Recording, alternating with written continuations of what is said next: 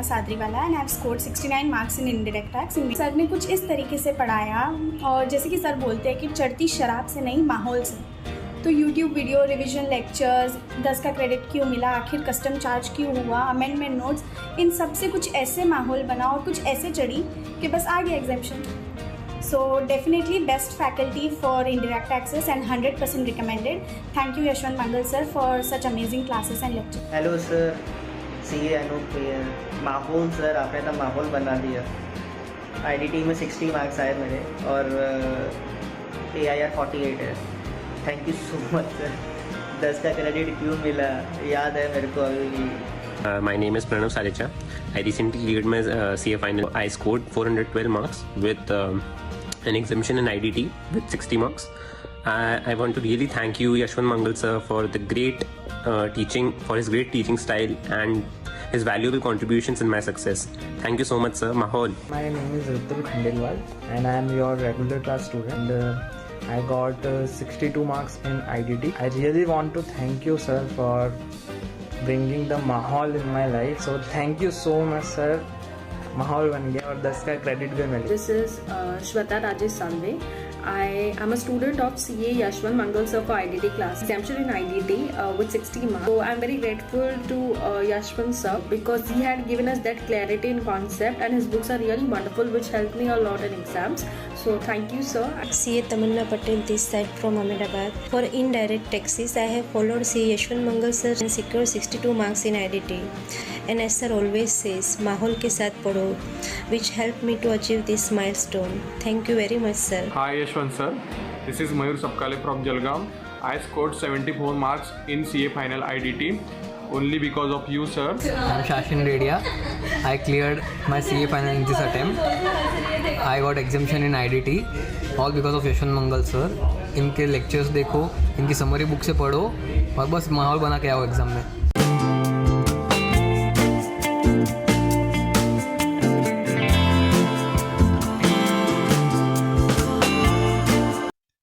Yes sir, start करें क्या बच्चों? पक्का एकदम जोश के साथ. Good morning, good morning. सो जाओगे आफ्टरनून करके खाना खाना के सर. ओके चलिए सरकार, हम बात शुरू करते हैं. सेक्शन नंबर 7 हम पढ़ रहे sir. Section number 7 subsection 1A. Schedule 2 हमने पूरा पढ़ लिया बच्चों. आइए section number 7 subsection number 2. Sir section number 7 subsection 1 में हमने क्या पढ़ा है सर कि सप्लाई में क्या क्या इंक्लूड होगा सर. सबसेक्शन 1A में कि वो सप्लाई अगर है तो कुछ ट्रांजेक्शन में जहां डिस्प्यूट था वो सप्लाई ऑफ गुड्स और सप्लाई ऑफ सर्विस. आइए सेक्शन नंबर 7 सबसेक्शन 2 बोलता है क्या, following transactions are neither supply of goods nor supply of services. उसमें दो क्लोज है, क्लोज नंबर ए और clause number B. Clause number A बोलता है वो सारे transactions which are covered in schedule number 3 are neither supply of goods nor supply of services. अभी हम बात करेंगे इसकी बेटा, शेड्यूल नंबर 3 की बात कर रहे हैं. शेड्यूल नंबर 3 में लिखा है ट्रांजेक्शंस क्या क्या. सबसे पहली बात, अच्छा अभी हम क्या पढ़ रहे हैं बच्चों, क्या पढ़ रहे हैं हम बेटा? Schedule number 3. These transactions are neither supply of goods nor supply of services. इन पे कोई जीएसटी नहीं लगने वाला. First sir, supply of services by an employee for his employer in the course of or in relation to his employment is neither supply of goods nor supply of services in the capacity of employee. क्या बोला sir? ये word बहुत important है sir. In the capacity of employ, जो उसको fees मिल रही, salary मिल रही, उस पर कोई जीएसटी नहीं लगेगा. अच्छा सर, उसको सैलरी के अलावा कुछ पर्क्स भी मिल रहे बेटा, परक्विजिट्स वगैरह, वो भी क्या होता है? Part and parcel of salary होता है, इसलिए उस पर भी जीएसटी नहीं लगेगा. सर्कुलर था बच्चों ये वाला. Okay sir. अच्छा मान लो आप किसी कंपनी के डायरेक्टर हो बेटा. क्या हो बच्चों आप? डायरेक्टर हो. तो इन दी कैपेसिटी ऑफ डायरेक्टर, क्या बोला सर? जो आपको फीस मिल रही है, जिसपे प्रोफेशनल फी का टीडीएस करता है 194J वाला, that is not in the capacity of employee, इसलिए वहां पे जीएसटी लगेगा. और खास बात, डायरेक्टर रेम्युनरेशन जो इस तरह की होती है, जो चार्जेबल टू जीएसटी है, उस पर टैक्स लगता है, वो भी RCM में लगता है, रिवर्स चार्ज मैकेनिज्म में. Recipient will be liable to pay GST to the government directly बेटा. हाँ है ना भाई? पर मान लो आप किसी कंपनी के एम्प्लॉय, किसी कंपनी के डायरेक्टर हो, पर होल टाइम डायरेक्टर बेटा, और in the capacity of employee आपको कोई फीस मिल रहा है, क्लियर, 192 पे सेक्शन नंबर 192 वाला टीडीएस अगर कट रहा है, तो ऐसे केस में वो क्या है? सैलरी है, इन दी कैपेसिटी ऑफ एम्प्लॉय है, और उस पर जीएसटी नहीं लगेगा. ठीक है. पर हाँ, आप होल टाइम डायरेक्टर हो, सैलरी तो मिलता ही मिलता है, साथ में आपको कुछ डायरेक्टर सिटिंग फीस भी मिलता है जिसपे 194J का टीडीएस भी कटता है बेटा। तो जिस फीस पर 192 वाला टीडीएस कट रहा है वो तो सैलरी हो गया, नो जीएसटी। 194 वाला जीएसटी, 194J वाला टीडीएस कट रहा है तो वो क्या है, प्रोफेशनल फी है, उस पर जीएसटी लगेगा, रिवर्स में लगेगा, और रेसिपिएंट जो कंपनी वो लायबल होगा टैक्स पे करने के लिए बच्चों। हाँ है ना मालिक, क्लियर। चलिए सर, मान लो आप किसी कंपनी में एम्प्लॉय थे बेटा, क्या नाम, रोहित भाई। सर रोहित भाई किसी कंपनी में एम्प्लॉय थे, सॉफ्टवेयर कंपनी थी बेटा। अब सर उसके एक्स हो गए बेटा एम्प्लॉय। सर अरे तो कंपनी के सारे इन एंड आउट इनको पता है सर, सारे इन एंड आउट इनको पता है सर। कंपनी ने इनसे एग्रीमेंट किया कि अगले 3 साल तक सेम फील्ड में आपको काम नहीं करोगे। इसने बोला क्यों काम नहीं करूंगा, कंपनी ने बोला 1 करोड़ रुपए रखो और ये वाला काम मत करना, बोला डन। तो वो हो गया क्या, नॉन कॉम्पिट फीस बेटा। हाँ है ना भाई, क्लियर। अब अगेन ये in the capacity of employee नहीं मिला है, यहां पर जीएसटी लगेगा बच्चों। हाँ है ना भाई, अरे क्लियर। अच्छा आप एम्प्लॉय हो, किसी कंपनी के एम्प्लॉय हो, पर आपने इन दी कैपेसिटी ऑफ एम्प्लॉय काम किया, जीएसटी नहीं है। पर अगर मान लो कुछ और काम किया, उसके लिए आपको कुछ और फीस मिली है, that will be chargeable to GST sir. हाँ है ना सर, इन दी कैपेसिटी और इन दी कोर्स और in relation to employment is very important in this term बेटा। हाँ है ना सर। चलिए सरकार, समझ में आया, टफ था क्या बच्चों, वेरी इजी सर। आइए पैरा नंबर 2 बोलता है क्या, कोर्ट फीस। सर किसी भी कोर्ट में या ट्रिब्यूनल में कोई अपील फाइल करते हैं हम, तो उसकी कोर्ट फी पे करनी पड़ती है बेटा आपको, क्लियर। तो any service provided by the any court or tribunal, भले हाई कोर्ट हो, सुप्रीम कोर्ट हो, डिस्ट्रिक्ट कोर्ट हो, सेशन कोर्ट हो, या कोई ट्रिब्यूनल है बेटा, आईटीईटी हो गया, जीएसटी हो गया, तो इन्होंने कोई फी चार्ज किया है तो no GST will be levied on the services supplied by any court or tribunal for the time being in force बच्चों, ठीक है। अब एक सर्कुलर और था, आपने नाम सुना होगा कंज्यूमर कोर्ट का, सर सुना है? वो एक्चुअली हम लोग कॉमन सेंस में उसको कंज्यूमर कोर्ट बोलते हैं, otherwise consumer disputes redressal commission बोलते हैं बेटा। टेक्निकली क्या बोलते हैं बेटा उसको, consumer disputes redressal commission, clear. अब यहां पे अगर आपको कोई कंप्लेन करनी है या उसके अगेंस्ट किसी को केस फाइट करना है तो वहां पे कुछ फीस पे करना पड़ता है इनको बेटा। तो अगेन सर्कुलर ने क्लैरिफाई किया कि ऑल्दो ये कोर्ट नहीं है, पर कोर्ट के सारे पावर इसको दे रखे हैं, सारे जुरिस्डिक्शनल जो फंक्शंस होते हैं वो सारे इसको दे रखे हैं, तो it will be treated as if it is court only. और इनको जो फीस इन्होंने चार्ज करी है उस पर भी जीएसटी नहीं लगेगा, कोई जीएसटी पे करने की जरूरत नहीं है। ओके मालिक, ठीक। पॉइंट नंबर 3, सर देश के नेता लोग, अच्छा कोई मेंबर ऑफ पार्लियामेंट अगर है तो क्या देश का एम्प्लॉय है क्या बेटा? कोई एमएलए है, विधायक साहब या सांसद साहब, क्या वो देश के एम्प्लॉय है क्या सर? नहीं। कौन है वो? पब्लिक के रिप्रेजेंटेटिव से सर। जैसे मुंबई अंधेरी से कोई मेंबर ऑफ पार्लियामेंट है, it means they are representing entire public of Andheri. हाँ है ना सर, समझे मेरी बात? तो वो देश के एम्प्लॉय नहीं है। अगर एम्प्लॉय होते तो यहां पॉइंट कवर होता बच्चा, फर्स्ट पॉइंट में कवर होते बच्चों, ठीक है। वो एम्प्लॉय नहीं है सर। एमएलए, एमपीज, सर पार्षद वगैरह आपने नाम सुना होगा, मेंबर ऑफ म्युनिसिपैलिटीज, ठीक है, देश के नेता लोग। गवर्नमेंट बोल दिया क्या इनकी एक्टिविटी कोई काम की क्या इनकी एक्टिविटी सप्लाई नहीं है, it's not supply at all. हाँ है ना सर। तो इनको मंथली एक ऑनरेरियम मिलता है। क्या मिलता है सर? ऑनरेरियम। मंथली एक ऑनरेरियम मिलता है सर, जिसको हम कॉमन सेंस में सैलरी बोलते हैं सर। हाँ ना, पर एक्चुअली वो सैलरी नहीं है, सैलरी तो एम्प्लॉय को मिलती है sir. These are not employees, these are public representatives. इसलिए गवर्नमेंट ने यहाँ पे अलग से पॉइंट इंसर्ट किया और बोल दिया क्या इनकी सप्लाई पे कोई जीएसटी नहीं लगेगा। इन दी कैपेसिटी ऑफ दैट नेता जो इन्होंने काम किया उस पर जीएसटी नहीं लगेगा बच्चा। अच्छा सर, अब इसमें 3 कैटेगरी के नेता है बेटा। एक तो MP, MLA, members of the municipality, panchayat, members of the local authority, ये तो है ही है सर। सेकंड कैटेगरी बेटा, इंडियन कॉन्स्टिट्यूशन ने, भारतीय संविधान ने, इंडियन कॉन्स्टिट्यूशन ने कोई बॉडी बनाई, जैसे इलेक्शन कमीशन ऑफ इंडिया, मानवाधिकार आयोग, चुनाव आयोग, इसमें या ये ह्यूमन राइट्स कमीशन, मानवाधिकार आयोग सर, महिला आयोग, क्लियर सर। इस तरह के जो इंडियन कॉन्स्टिट्यूशन जो बॉडी बनाता है उसमें आप डायरेक्टर हो, उसमें आप चेयरमैन हो, और उस पोस्ट की वजह से अगर आपको कोई रेम्यूनरेशन मिल रहा है उस पोस्ट की वजह से, तो उस पर कोई जीएसटी नहीं लगेगा। सेम वे सेंट्रल गवर्नमेंट या स्टेट गवर्नमेंट ने कोई बॉडी बनाई बेटा, या लोकल अथॉरिटी ने कोई बॉडी बनाई, जैसे आईसीएआई, आईसीएसआई, आईसीएमआई बेटा। हाँ है ना भाई सर। अपने जो इंस्टीट्यूट है इसमें अगर आपने कोई पोस्ट होल्ड करी as a director, as a member, as a chairman, as a central council member, as regional council member, और उस पोस्ट की वजह से अगर आपको कोई रेम्यूनरेशन मिला है, देन उस रेम्यूनरेशन पे भी कोई जीएसटी नहीं लगेगा, उस पोस्ट की वजह से बच्चों। अब जैसे मान लो कोई सेंट्रल काउंसिल मेंबर है अपने इंस्टीट्यूट के, और वो प्रैक्टिसिंग सीए भी है सर, तो प्रैक्टिस की वजह से जो उनको फीस मिल रही है, किसी कंपनी की ऑडिट करिए क्या, वो उस पर भी जीएसटी नहीं लगेगा क्या? उस पर जीएसटी लगेगा। तो इन दैट कैपेसिटी जो पैसा मिल रहा है उस पर जीएसटी नहीं है सर। क्लियर, पक्का, डन। ये है देश के नेता लोग, इनको जो रेम्यूनरेशन मिल रहा है that is neither supply of goods nor supply of service, क्योंकि वो सैलरी के स्कोप में नहीं आ रहा था, इसलिए अलग से पॉइंट इंसर्ट किया इसको। ओके, पॉइंट नंबर 4 सर, अंतिम सेवा। किसी को अगर आपने भेज दिया बेटा उस पर कोई जीएसटी नहीं लगता, हाँ है ना? Clear sir. अब जो जा रहा है उसे क्या जीएसटी लेंगे बेटा? Clear. Services of funeral, burial, crematorium or mortuary services including transportation of the deceased, तो जीएसटी नहीं लगता। जैसे सर शमशान वाले ने कोई चार्ज लिया है बेटा, फ्यूनरल का चार्ज लिया, आजकल इलेक्ट्रीफाइंग जो होता है बेटा उसके चार्जेस लगते हैं बच्चा, उस पर कोई जीएसटी नहीं लगता, including transportation of the deceased. Clear. Deceased का ट्रांसपोर्टेशन मतलब फॉर एग्जांपल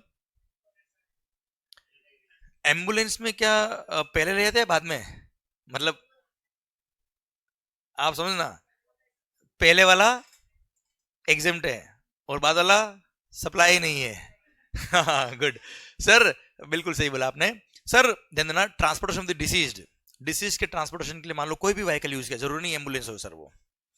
क्लियर। भले वो फ्लाइट से ले गए या किसी भी ले गए सर आपने, तो उस पर जीएसटी नहीं लगेगा।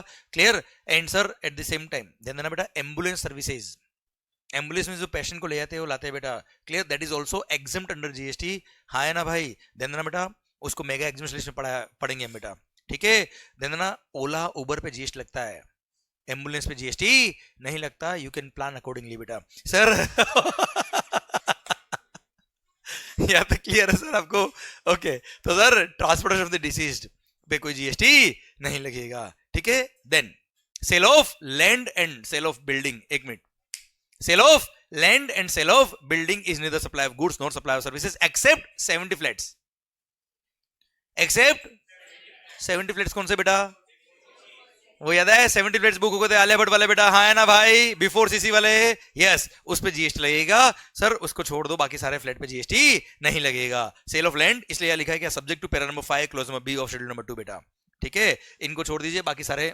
सेल ऑफ बिल्डिंग पे neither supply of goods nor supply of service, sale of land is also neither supply of goods nor supply of service, ठीक है मालिक? अच्छा, रेंटिंग ऑफ इमूवेबल प्रॉपर्टी हुआ तो बेटा, renting of immovable property supply of service है, ठीक है? तो मैंने जस्ट एक समरी के लिए दिया है बेटा आपको, ठीक है सर? ओके। अच्छा, अब एक और सर्कुलर था, वो भी तुम्हें समझाता हूं, कोई खास बात नहीं बेटा। मान लो मैंने कोई लैंड परचेज करी बेटा, क्या परचेज करी मालिक? जमीन कभी देखी बेटा आपने? हवा में उड़ा बेटा, ओके सर। तो लैंड मैंने परचेज करी, वो एकदम रॉ लैंड थी बेटा, एकदम अनइवन लैंड थी, खड्डे हो रहे थे कहीं पे। तो हमने क्या किया पता है, एकदम लैंड का डेवलपमेंट करा दिया, शानदार वाला, उसका लेवलिंग करा दिया, एकदम जेसीबी घुमा दी उसके अंदर, कचरा वचरा बिल्कुल साफ हो गया, लेवलिंग करा दी, उसमें ड्रेनेज लाइन डलवा दी, शानदार, मतलब दुल्हन की तरह सजा दिया सर लैंड को हमने। क्लियर। अब सर पहले लैंड एकदम जंगल जैसी लगती थी, अभी कोई लैंड परचेज करना है ना तो लोगों क्या डेवलप्ड लैंड है, शानदार लैंड है सर। तो मैंने क्या किया, 1 CR में लैंड परचेज किया, 1 CR में मैंने लैंड परचेज किया, उसको थोड़ा सा एकदम डेवलप करा दिया, मस्त करा दिया, एकदम सुंदर दिखने लगी लैंड, और उसको मैंने 2 CR में बेच दी। अब बताओ मैंने 2 CR में क्या बेचा बेटा? Developed land. पर है तो क्या अल्टीमेटली लैंड है या नहीं है? आवाज नहीं आ रही हुई? है तो लैंड ना यार। क्लियर। डेवलप्ड हो या अनडेवलप्ड हो, है तो लैंड, तो सेल ऑफ लैंड करने पे कोई जीएसटी नहीं लगता। तो इस सर्कुलर ने क्लेरिफाई किया कि अगर हमने डेवलप्ड लैंड बेची तो भी लैंड बेची साहब, और sale of land is neither supply of goods nor supply of services. हाँ, वो लैंड को डेवलप कराने के लिए मैंने आप कॉन्ट्रैक्टर से सर्विसेज ली थी बेटा, आपकी जेसीबी थी, आपने जेसीबी से रन करा के बिल्कुल साफ कराया उसको लैंड को, आपने ड्रेनेज वाला काम किया। अब आपने मेरे से 2 लाख रुपए लिए, आपने 3 लाख लिए, आपने 5 लाख रुपए लिए, तो आपने जो सर्विसेज मेरे को दी है that is supply of service, उस पर जीएसटी लग जाएगा बच्चों। पर डेवलप कराने के बाद जब लैंड बेची that is again sale of land, neither supply of goods nor supply of service. कोई खास बात, टफ बात नहीं। आइए sir, actionable claims. Sir actionable claims का transaction is neither supply of goods nor supply of services other than specified actionable claims. अरे जुआ खेलते हो ना बेटा? नहीं खेला बेटा? खेला ना बेटा?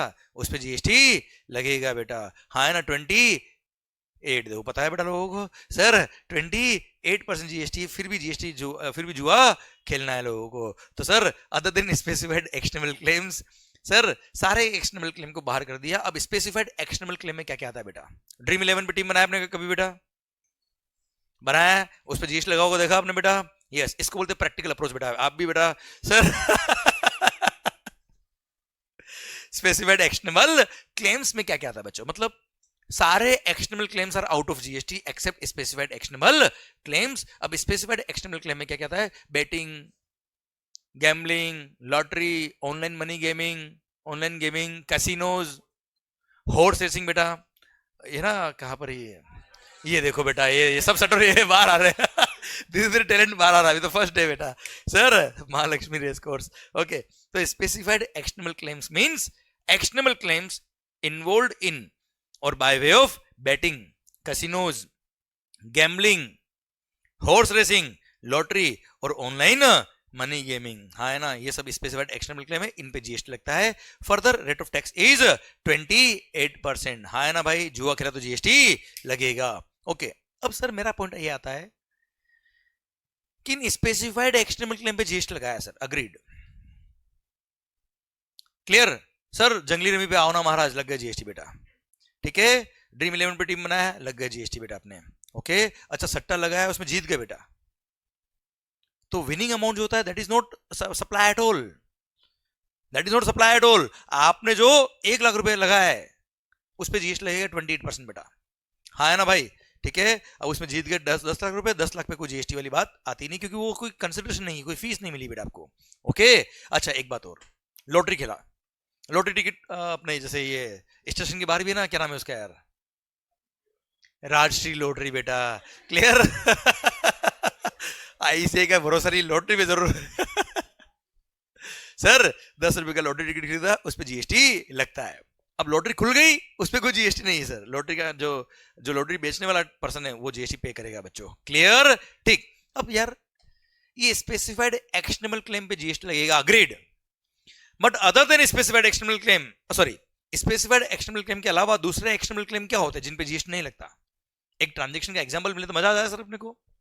जैसे इंश्योरेंस, क्या बोला आपने, इंश्योरेंस क्लेम हो गया, जैसा वो तो क्लेम मिल रहा है आपको, उस पर कोई जीएसटी नहीं लगेगा। मैं एक अच्छा एग्जांपल देता हूं बेटा, जहां पे कंसिडरेशन इन्वॉल्व होता है बच्चों।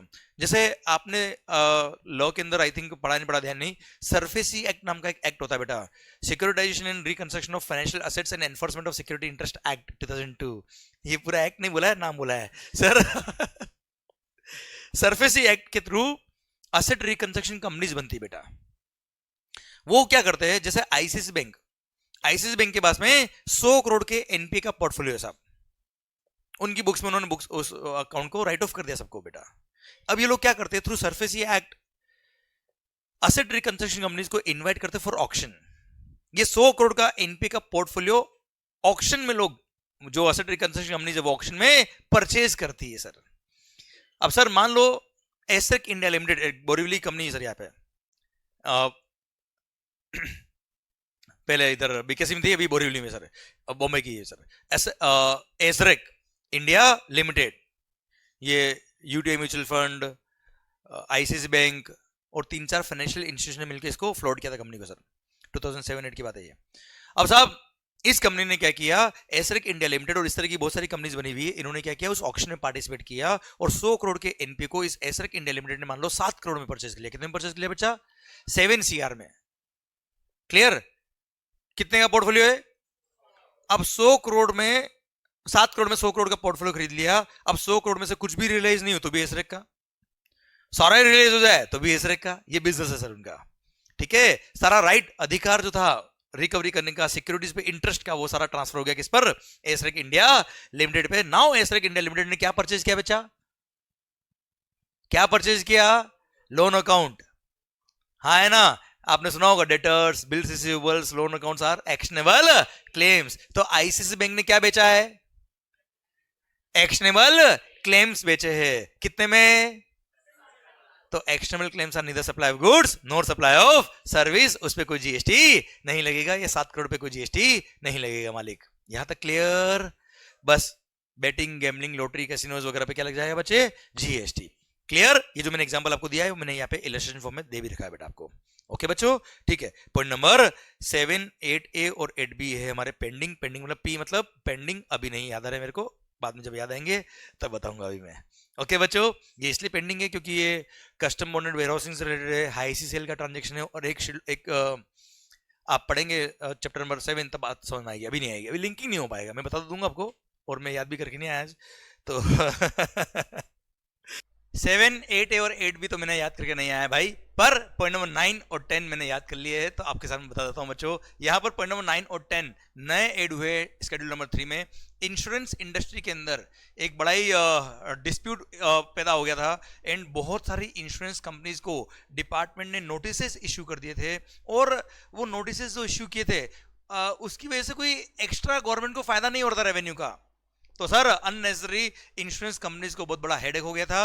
उन्होंने रिक्वेस्ट किया गवर्नमेंट को, साहब हमारे लिए कुछ तो आप देखिए, क्योंकि इसमें एडिशनली आपको भी कोई फायदा नहीं है, अननेसेसरी हमारे को नुकसान ही हो रहा है और आपको भी अल्टीमेटली कोई फायदा नहीं हो रहा है। इसलिए गवर्नमेंट ने इंश्योरेंस सेक्टर को ध्यान में रखते हुए पैरा नंबर 9 और पैरा नंबर 10 ऐड किया स्केड्यूल नंबर 3 में, और बोल दिया कि following transactions are neither supply of goods not supply of services. अब पॉइंट नंबर 9 क्या कहता है वो समझने के लिए पहले मैं आपको सर यहां मैंने जो लिखा है वो पढ़ाता हूं, उससे समझाऊंगा मैं आपको, उसके बाद आपको अपने आप बुक का जो लैंग्वेज है समझ में आएगा। Sir para number 9 is regarding को इंश्योरेंस एग्रीमेंट्स। को इंश्योरेंस एग्रीमेंट में क्या होता है बेटा, जैसे मान लो एक कोई बहुत बड़ा कंपनी है तनिष्क डायमंड ने क्या किया, अपने स्टॉक का इंश्योरेंस कराया।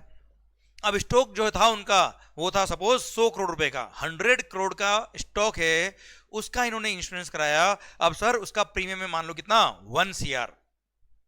अब 100 करोड़ का स्टॉक, कभी मान लो एक साथ कुछ गड़बड़ हो गया तो जो इंश्योरेंस कंपनी इंश्योरेंस कर रही है सर वो सोचेगी साहब अपना दिमाग आउट, एंड सर अगर कभी वो स्टॉक को कुछ हो गया तो वो इंश्योरेंस कंपनी को कितना बड़ा बर्डन आ जाएगा 100 करोड़ का। इसलिए इन्होंने क्या किया, सर दो लोगों ने मिलकर इंश्योरेंस किया, इसको बोलते हैं को इंश्योरेंस एग्रीमेंट्स। अब मालिक मान लो suppose HDFC Ergo and Bajaj Allianz, these are two insurance company. इसमें लीड इंश्योरर जो मेन इंश्योरर है वो कौन है, HDFC अर्गो है, एंड साथ में को इंश्योरर कौन है, बजाज अलायंस। अब मालिक ऐसे केस में क्या हो रहा है, सपोज 1 CR का जो प्रीमियम है वो 1 CR का प्रीमियम पहले कलेक्ट कर रहा है कौन, लीड इंश्योरर। किससे, इंश्योर्ड से जो तनिष्क है। तो तनिष्क से 1 CR का प्रीमियम कलेक्ट किया हमारे HDFC अर्गो जो लीड इंश्योरर है उसने, उसमें से सर पूरा प्रीमियम तो उसका होगा नहीं, साथ में को इंश्योरर भी तो है कौन, बजाज अलायंस, तो उसके साथ भी तो शेयरिंग करनी पड़ेगी भाई। तो सपोज उस 1 CR में से 40%, that is 40 lakh is the sharing of Bajaj alliance. तो सर HDFC अर्गो ने क्या किया, अपॉर्शनमेंट किया उस प्रीमियम को, 40 लाख का अमाउंट उसने ट्रांसफर किया किसको, बजाज अलायंस को, हु इज द को इंश्योरर। अब सर सवाल आता है क्या ये 40 लाख पर GST लगेगा कि नहीं लगेगा, तो उसके लिए यहां पे गवर्नमेंट ने शेड्यूल 3 में पैरा नंबर 9 ऐड किया और बोला क्या,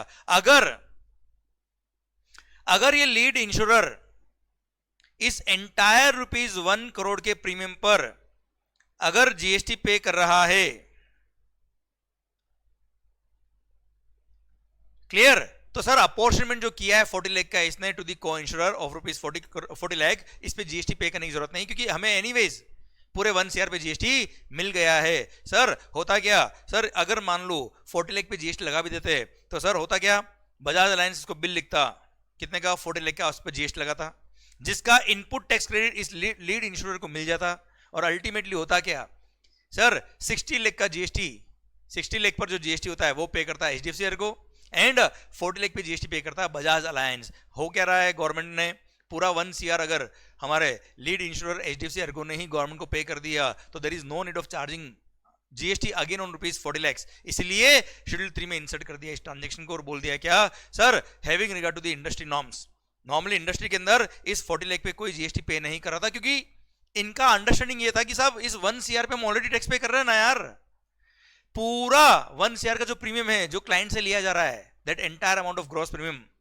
is being charged to GST by the lead insurer itself, then apportionment of the rupees 40 lakh is there is no sense of charging GST on that 40 lakh rupee. इसलिए इस 40 lakh वाले amount को sir schedule 3 में insert कर दिया और बोल दिया क्या, no GST is chargeable on rupees 40 lakh, पर कंडीशन क्या है सर, लीड इंश्योरर ने ग्रॉस अमाउंट ऑफ प्रीमियम पे GST पे कर दिया होना चाहिए. Clear, done. I hope logically आपको पूरा समझ में आ गया. आइए सर मैं इसकी लैंग्वेज भी पढ़ा देता बेटा आपको. पैरा नंबर 9 सर आप माइंड में रखिएगा पढ़ते वक्त क्या, 40 लाख पे जीएसटी नहीं है. 40 लाख क्या है, अपॉर्शनमेंट वाला अमाउंट बेटा. Activity of apportionment of the coinsurer premium, activity of apportionment of coinsurance premium by the lead insurer to the co-insurer for the insurance services jointly supplied by the lead insurer and the co-insurer to the insured in co-insurance agreements.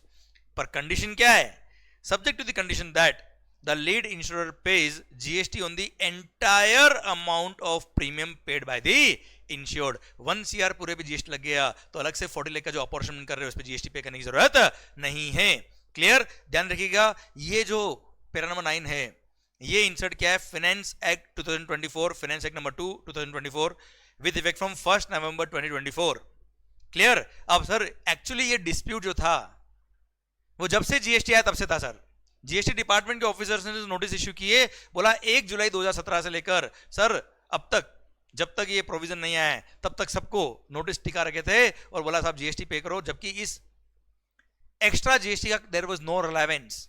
हाँ है ना भाई, क्योंकि 1 CR पे अगर GST लग रहा है तो 40 लाख पे अलग से जीएसटी पे करा के क्या फायदा. और डिपार्टमेंट उन सब इंश्योरेंस कंपनी से 40 लाख रुपए पे जीएसटी मांग रहा विद इंटरेस्ट विद पेनल्टी. अच्छा, सेक्शन नंबर 16(4) का टाइम लिमिट हम आगे पढ़ेंगे, वो निकल जाने के बाद रेसिपिएंट को आईटीसी भी नहीं मिलता है, तो अननेसेसरी पूरी इंडस्ट्री को परेशान करने वाला पॉइंट हो गया था. इसलिए गवर्नमेंट ने एक सर्कुलर इशू करके बोला कि सर ये पैरा नंबर 9 और अभी हम 10 पढ़ने वाले हैं, और बोल दिया क्या 1 जुलाई 17 से लेकर 31 अक्टूबर 2024 के बीच में अगर ये सेम एक्टिविटी हुई थी तो जिन लोगों ने टैक्स पे कर दिया उस 40 लाख पे कर दिया, रिफंड लेने मत आना, और जिन्होंने पे नहीं किया उनको पे करने की जरूरत नहीं है. मतलब पुराने झगड़ों को भी डिपार्टमेंट ने, गवर्नमेंट ने क्या कर दिया, खत्म कर दिया. और पुराने झगड़ों को खत्म करने के लिए बोल दिया क्या कि sir further the payment of GST on the activities or transactions specified in para number 9 and 10 above is regularized, उसको रेगुलराइज कर दिया गवर्नमेंट ने, for the period from 1 July 17 to 31 दिसंबर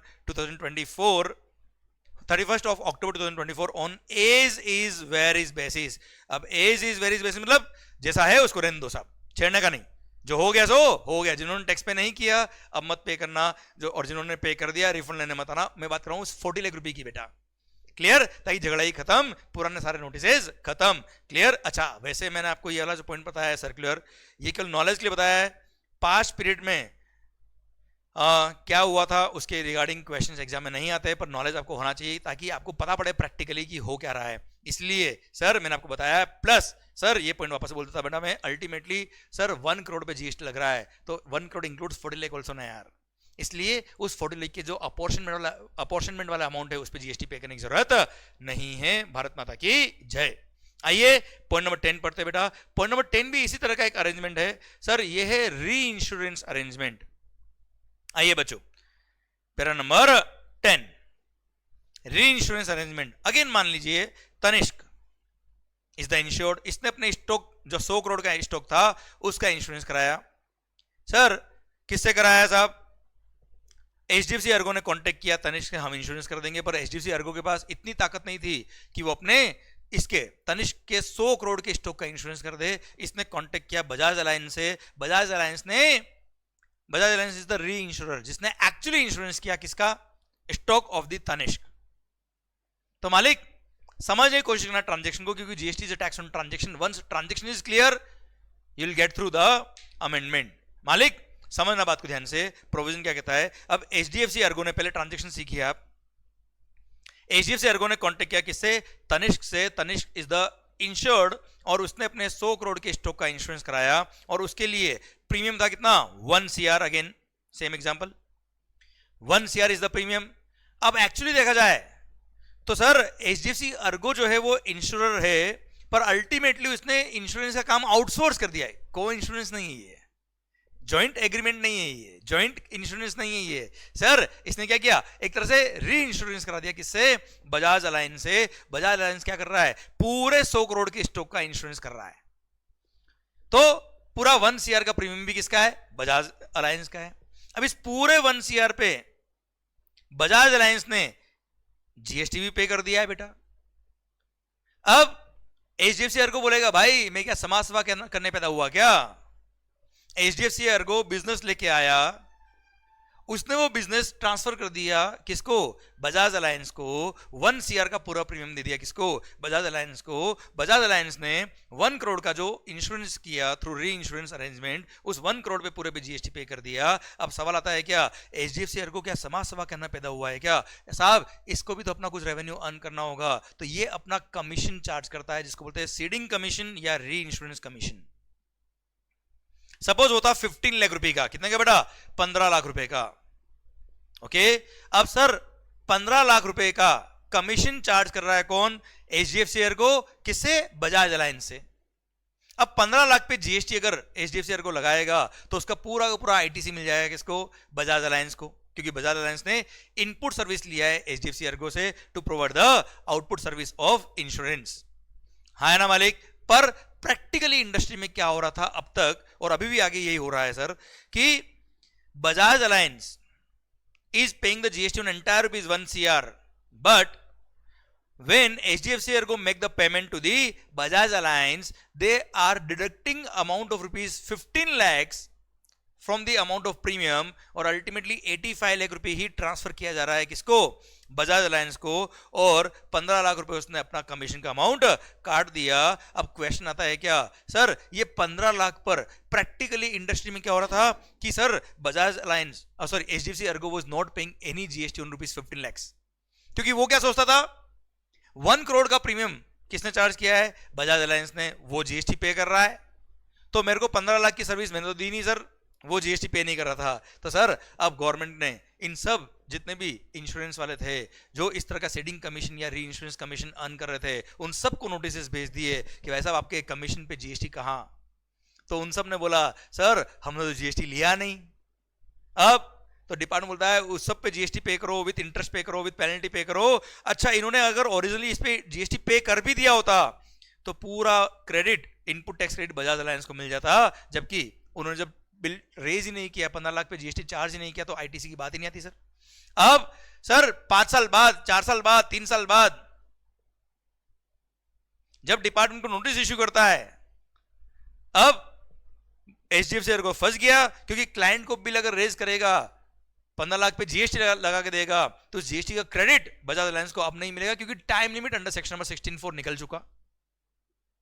तो सारी इंश्योरेंस कंपनीज ने रिक्वेस्ट किया गवर्नमेंट को, साहब इस 15 लाख पे जीएसटी मत लगाओ, क्योंकि जीएसटी आप लगा भी लोगे तो उससे आपको एडिशनल फायदा कुछ नहीं होने वाला है। जितना जीएसटी हम आपको पे करेंगे उतना उतना input tax credit Bajaj Allianz ले जाएगा। Ultimately it will be a case of revenue neutralisation. Practical market में क्या बोलते हैं, जस्ट आपकी नॉलेज के लिए बता रहा हूं, रेवेन्यू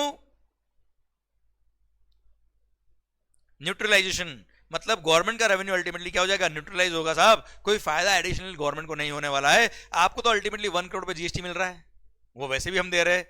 क्लियर, कहां दिक्कत है, अननेसेसरी चीजों को कॉम्प्लिकेट मत करो। इसलिए गवर्नमेंट ने इंडस्ट्री की बात सुनी, और अगेन सर गवर्नमेंट चाहती है सर हिंदुस्तान का बिजनेसमैन आगे बढ़े, उसको टैक्स कॉम्प्लेक्सिटी से बाहर निकाला जाए, इसलिए अगेन शेड्यूल 3 के अंदर ये ट्रांजैक्शन को इंसर्ट कर दिया और बोल दिया क्या, ये 15 लाख का जो सीडिंग कमीशन है या री इंश्योरेंस कमीशन है, इस पे कोई जीएसटी पे करने की जरूरत नहीं है। और यस अगेन 2017 से लेकर 2024 31 अक्टूबर तक जिन लोगों ने इस पे टैक्स पे नहीं किया उनको पे करने की जरूरत नहीं है। थ्रू अ सर्कुलर इसको रेगुलराइज कर दिया।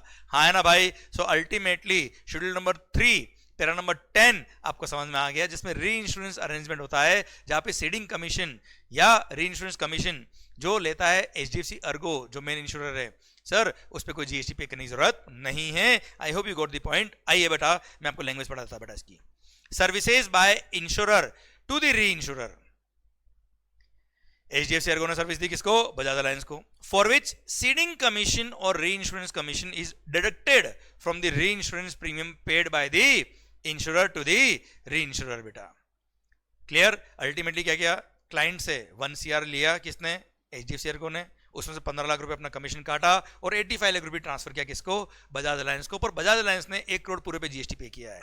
क्लियर? तो 15 लाख पे जीएसटी पे करने की जरूरत नहीं, पर कंडीशन क्या है, subject to the condition that GST is paid by the reinsurer on the gross reinsurance premium payable by the insurer to the reinsurer inclusive of the said ceding commission और दी reinsurance commission। मतलब gross amount मतलब 1 CR पे अगर पूरे पे उस री insurance company ने जीएसटी पे किया है तो 15 लाख का जो कमीशन डिडक्ट किया है उस पे जीएसटी पे करने की जरूरत नहीं है। शायद आपको बात पूरी समझ में आ गई। फर्दर ये सर्कुलर जो बोलता था उसने क्या बोला कि प्रीवियस पीरियड का जो जीएसटी था उसको भी हमने रेगुलराइज कर दिया है for the period 1 July 17 to 31 अक्टूबर 2024। ये बोल दिया जिन लोगों ने टैक्स पे कर दिया था उस 15 लाख के कमीशन पे उनका कुछ नहीं होगा, और जिन्होंने पे नहीं किया उनसे हम डिमांड नहीं करेंगे। जो हो गया सो हो गया, आगे भी जहां भी आपको मिले एज इज वेरीज बेसिस, उसका मीनिंग ये कि जो हो गया सो हो गया।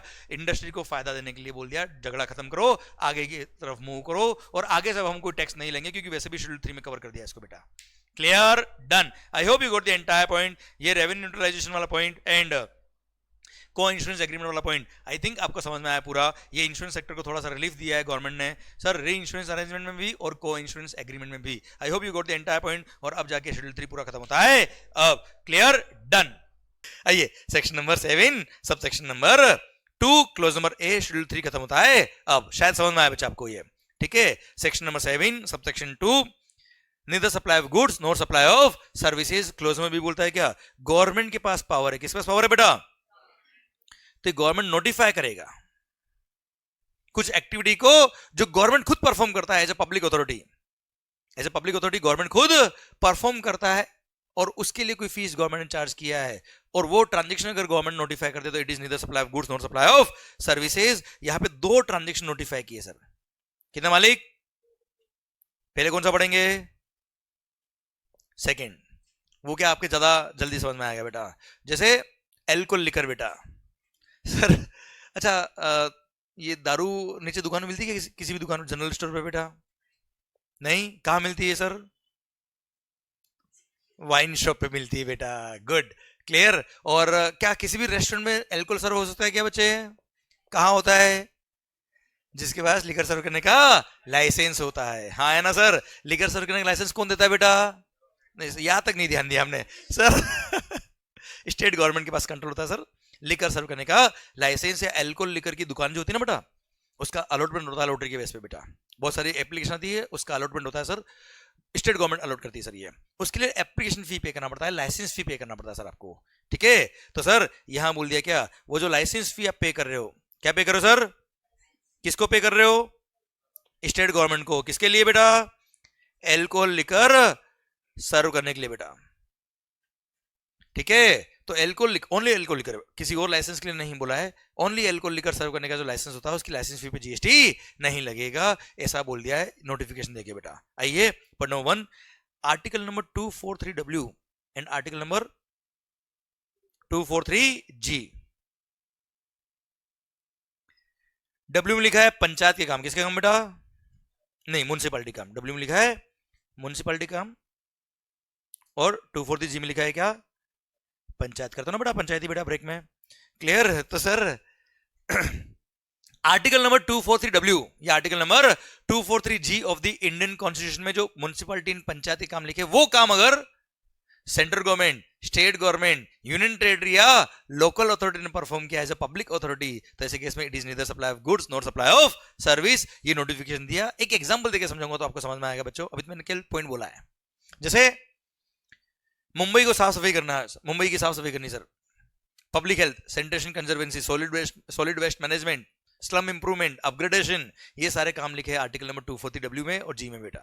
आपको सब नाम याद नहीं करने सर, एग्जांपल के लिए मैंने आपको बताया बेटा।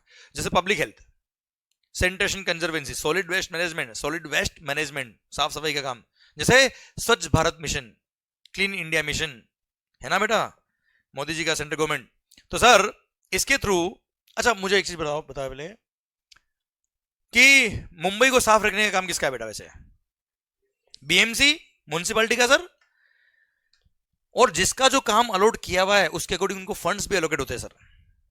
भाई इंडियन कॉन्स्टिट्यूशन ने क्या किया सिस्टम बनाया हुआ है सर, ये काम इसका, ये काम इसका, ये काम इसका, ये काम इसका, उसके लिए इसको फंड इतने मिलेंगे, उसको फंड इतने मिलेंगे, इतने फंड में इसको मिलेंगे, तो उस अकॉर्डिंग म्युनिसिपैलिटी को फंड दिए गए बेटा। पर क्लीन इंडिया मिशन के थ्रू सेंट्रल गवर्नमेंट ने बोला नहीं मुंबई को साफ हम करेंगे, मोदी जी ने बोला मुंबई को साफ मैं कर दूंगा। हाँ है ना साहब। अब सर सेंट्रल गवर्नमेंट ने कॉन्ट्रैक्ट ले लिया किससे, म्युनिसिपैलिटी से फॉर क्लीनिंग द मुंबई। अब वो काम आर्टिकल नंबर 243 W में कवर है सर। क्लियर। अब सेंट्रल गवर्नमेंट क्या कर रहा होगा, बिल इश्यू कर रहा होगा, चार्जेस ले रहा होगा किससे, म्युनिसिपैलिटी से बच्चों। हाँ है ना भाई। तो central government is providing services as a public authority बेटा। कौन सा काम, जो आर्टिकल नंबर 243W या 243G में लिखा है, तो ऐसे केस में उस पर कोई GST नहीं लगेगा। It is neither supply of goods not supply of services. Clear, पक्का माहौल। चलिए ये था आपका क्या section number 7 subsection number 2 following transactions are neither supply of goods not supply of services. अब आ रहा है क्या सबसेक्शन नंबर 3 जो कोई काम का नहीं है, क्योंकि यहां पे सेक्शन बोल रहा हूं मैं आपके लिए, पर अभी तक कोई नोटिफिकेशन नहीं आया आज तक कि गवर्नमेंट के पास पावर दिया है और पावर देके sir central government is the power to notify, और नोटिफिकेशन इश्यू करके वो बोल सकते हैं कि ये particular transaction supply of goods कहलाएगा, सप्लाई ऑफ सर्विस नहीं कहलाएगा, और ये particular transaction supply of service कहलाएगा, सप्लाई ऑफ गुड्स नहीं कहलाएगा। हाँ है ना मालिक। क्लियर। और 8% इस पे कोई भी नोटिफिकेशन अब तक इश्यू नहीं हुआ है। कल को कभी कोई डिस्प्यूट हुआ कि सप्लाई ऑफ गुड्स है कि सप्लाई ऑफ सर्विस, तो गवर्नमेंट चाहे तो क्या कर सकता है, नोटिफिकेशन इश्यू करके बोल सकता है कि ये ट्रांजैक्शन सप्लाई ऑफ गुड्स है, ये ट्रांजैक्शन सप्लाई ऑफ सर्विस नहीं है, ये ट्रांजैक्शन सप्लाई ऑफ सर्विस है, सप्लाई ऑफ गुड्स नहीं है। 8% कोई भी नोटिफिकेशन इसका इश्यू नहीं हुआ, इसलिए कोई एग्जाम्पल इसका नहीं है बेटा। ठीक है। जो डिस्प्यूट थे ऑलरेडी शेड्यूल नंबर 2 में ऑलरेडी कवर हो गए सारे। ठीक है मालिक। क्लियर। इसी के साथ सेक्शन नंबर 7 खत्म होता है। अब कोई खास बात, पक्का, डन। ठीक है सर। तो अब एक चीज आप ध्यान रखिएगा, कभी भी लाइफ में कोई ट्रांजैक्शन आपके सामने आ जाए क्वेश्चन के अंदर कि ये सप्लाई है कि नहीं है, ये पर्टिकुलर ट्रांजैक्शन सप्लाई के स्कोप में आएगा कि नहीं आएगा, तो क्या करेंगे हम सबसे पहले सेक्शन नंबर 7 सबसेक्शन नंबर 1 देखेंगे। हम देखेंगे क्या वो फॉर अ कंसिडरेशन है कि विदाउट कंसिडरेशन है बेटा। अगर फॉर अ कंसिडरेशन है तो 1 close section number 7 subsection 1 close number A, double और B में आ जाएगा बच्चा। विदाउट कंसिडरेशन है तो भी वो सप्लाई हो सकता है, अगर वो शेड्यूल नंबर 3 शेड्यूल नंबर 1 में कवर है तो बेटा वहां कवर हुआ तो बात अलग है, नहीं हुआ तो सप्लाई नहीं है। अच्छा, कोई ट्रांजैक्शन सप्लाई के स्कोप में तो आ रहा है, सप्लाई के स्कोप में आ रहा है, पर अगेन चेक कर लेना क्या वो शेड्यूल नंबर 3 में कवर है क्या बच्चों। क्लियर। या कहीं वो नोटिफाई तो नहीं किया है सेक्शन नंबर 7 सबसेक्शन 2 के अंदर बच्चों। क्लियर। अगर वहां नोटिफाई किया होगा तो वो सप्लाई नहीं होगा, अदरवाइज सप्लाई के स्कोप में आ जाएगा। कोई ट्रांजैक्शन सप्लाई ऑफ गुड्स है कि सप्लाई ऑफ सर्विस है, उसमें कोई डिस्प्यूट हो तो वैसे भी वो सामने आती है, आपके दिमाग में आ जाएगा, क्योंकि शेड्यूल 2 में हमने वो सारे ट्रांजैक्शन पढ़ रखे बेटा।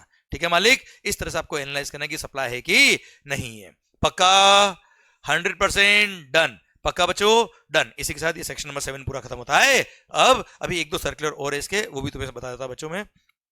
आइए सबसे पहला सिक्योरिटीज लैंडिंग स्कीम बेटा। सिक्योरिटीज लैंडिंग स्कीम क्या होता है ये मैं तुम्हें समझाता हूं बच्चों। सर इसके थ्रू क्या हुआ, आज मान लो Reliance Industries Limited, Reliance Industries Limited, इसके मान लो आपके पास 10,000 शेयर है बेटा। कितने, 10,000 शेयर। एक शेयर लगभग 3,000 रुपए का सर। अब आप मुझे बताओ, मतलब हो गए कितने, 30 करोड़ के वैल्यू के सर शेयर्स। अब आपने जो शेयर ले रखे वो लॉन्ग टर्म के लिए ले रखे, 3 साल तक मेरे को कुछ नहीं करना है सर। अब 30 करोड़ के लिए आपने इन्वेस्टमेंट करके रखा हुआ है सर, 3 साल बाद देखेंगे जो करना होगा। अब सर हमारे आशीष भाई, इनको मान लो वर्किंग कैपिटल की रिक्वायरमेंट है। क्लियर। अब आपसे इसने लोन लेना चाहा तो आपने बोला नहीं मैंने तो शेयर खरीद लिया यार, पैसा तो मेरे पास है ही नहीं। क्लियर। तो गवर्नमेंट ने क्या किया, मार्केट में लिक्विडिटी डालने के लिए स्कीम लेके आई थी 1997 में। पहले ट्रांजैक्शन सीखिए, जीएसटी तो पढ़ लेंगे सर हम। अब क्या होगा, तो गवर्नमेंट ने सिक्योरिटीज लेंडिंग स्कीम लेके आया, तो इसने बोला एक काम कर, आरबीआई सेबी के थ्रू जो अप्रूव्ड इंटरमीडिएट होते हैं ना, ब्रोकर वगैरह, मोतीलाल ओसवाल, चॉइस ब्रोकिंग वगैरह जितने भी है सर, तो एक काम करो आप, उनके थ्रू आप मेरे को ये सिक्योरिटीज लैंड कर दो। मेरे को 1 साल के लिए वर्किंग कैपिटल लोन चाहिए, मेरे को 10 करोड़ के शेयर दे दो आप। क्लियर। तो इसने क्या किया, लैंडिंग कर दिया, इसके लिए उसको लैंडिंग फीस मिल जाएगी सर। आप बोरोवर हो गए, आप लेंडर हो गए, आप अप्रूव्ड इंटरमीडिएट के थ्रू इसको 10 करोड़ के शेयर आपने लैंड कर दिए। अब क्या होगा साहब, वो 10 करोड़ के शेयर आप क्या करेंगे, मार्केट में बेच देंगे सर। अब मार्केट में बेच दिया तो इसको 10 करोड़ रुपए मिल गए बेटा। अभी ये अपना बिजनेस चला लेगा, वर्किंग कैपिटल रिक्वायरमेंट पूरी करेगा, और जैसे ही 1 साल खत्म होगा उतने के उतने शेयर जो इसने इसे लिए थे वो shares along with the corporate benefit, अगर कोई बोनस शेयर वगैरह आया है तो वो आप वापस से इसको रिटर्न कर दोगे मार्केट से परचेज करके, जो भी रेट चल रही होगी उस टाइम पे। ठीक है, इससे क्या हुआ सर, इसको भी इसका शेयर इसके पास ही रह गए, आपको आपका काम भी हो गया, वर्किंग कैपिटल भी आपको मिल गया, और सर सबका काम चल गया बेटा। लिक्विडिटी इंट्रोड्यूस करने के लिए गवर्नमेंट ने इस तरह का स्कीम लाया है। ठीक है, अब आता है पॉइंट क्या, आपने शेयर्स लैंड किए, बेचे तो है नहीं बेटा आपने। देखो securities are neither goods nor services, पर आपने शेयर बेचे नहीं, आपने क्या किया, लैंड किया है, लैंडिंग फीस आपने चार्ज करी होगी। तो यहां सर्कुलर ने बोला क्या, yes yes yes that landing fees supply of service, और उस पर जीएसटी लगेगा, पर खास बात रिवर्स चार्ज मैकेनिज्म में लगेगा, और हमारे भाई जो रेसिपिएंट है बोरोर वो टैक्स पे करेंगे to the government directly reverse charge mechanism में, और वो भी आईजीएसटी। क्या पे करेंगे सर, ये आईजीएसटी पे करेंगे रिवर्स चार्ज मैकेनिज्म में बेटा। और अप्रूव्ड इंटरमीडिएट जो था बीच में बेटा ब्रोकर, उसने जो अपनी कमीशन चार्ज किया होगा, ब्रोकरेज चार्ज किया होगा, उस पर भी जीएसटी लगेगा, वो तो नॉर्मल फॉरवर्ड चार्ज मैकेनिज्म में वो खुद टैक्स पे करेगा सर। कोई खास बात, पक्का, टफ पॉइंट सर प्लीज। इस हाँ सर्कुलर ने क्लेरिफाई किया हुआ, इसमें आईजीएसटी ही लगेगा, इसमें इंट्रा है, इंटर इसका दिमाग अभी लगाने की जरूरत नहीं है बेटा अपने को। ओके ठीक सर। अच्छा, ये चार्ट के थ्रू मैंने समझा रखा है, जो मैंने अभी आपको बताया कि कोई भी ट्रांजेक्शन आपके सामने आ जाए कि सप्लाई है कि नहीं है, तो कैसे डिफाइन करने का, पहले आपको सेक्शन नंबर 7 सबसेक्शन 1 देखने का, वो यहाँ ड्राफ्ट कर रखा वापस है। आइए बच्चों, आते हम कहा सेक्शन नंबर 8 की तरफ, कंपोजिट सप्लाई और मिक्स सप्लाई। अच्छा, सेक्शन नंबर 7 क्लियर है बेटा आपको सबको, पक्का, सारे सर्कुलर समझ में आया बच्चों आपको, गुड।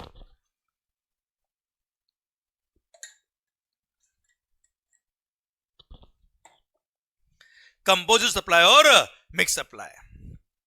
सबसे पहली बात, whenever more than one supplies are made together, whenever more than one supplies are made together,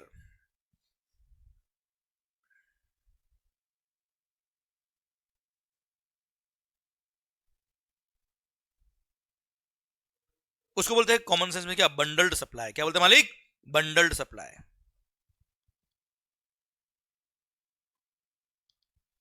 अब सर बंडल्ड सप्लाई मतलब more than one supplies are made together. अब इसके अंदर उस बंडल को आप अगर देखेंगे, क्या वो नेचुरली बंडल्ड है या आर्टिफिशियली बंडल्ड है, नेचुरली बंडल्ड सप्लाई है या आर्टिफिशियली बंडल्ड सप्लाई है। सर अब अगर नेचुरली बंडल्ड सप्लाई है तो उसको बोलते हैं क्या, कंपोजिट सप्लाई, और अगर वो आर्टिफिशियली बंडल सप्लाई है तो उसको बोलते हैं क्या, मिक्स सप्लाई। अब आप बोलेंगे ये आर्टिफिशियली और नेचुरली क्या होता है बेटा, अगर more than one supplies are made together in conjunction with each other in the ordinary course of business, हाँ ये साथ में होता है, तो उसको बोलते हैं क्या, कंपोजिट सप्लाई। जैसे एग्जांपल के लिए मोबाइल फोन और उसके charger, yes ordinary course of business में साथ में सप्लाई होता है बेटा, ये हाँ है ना भाई, क्लियर। जैसे आपने, यू आर अ ट्रांसपोर्टर, आप कौन हो बच्चों, ट्रांसपोर्टर हो।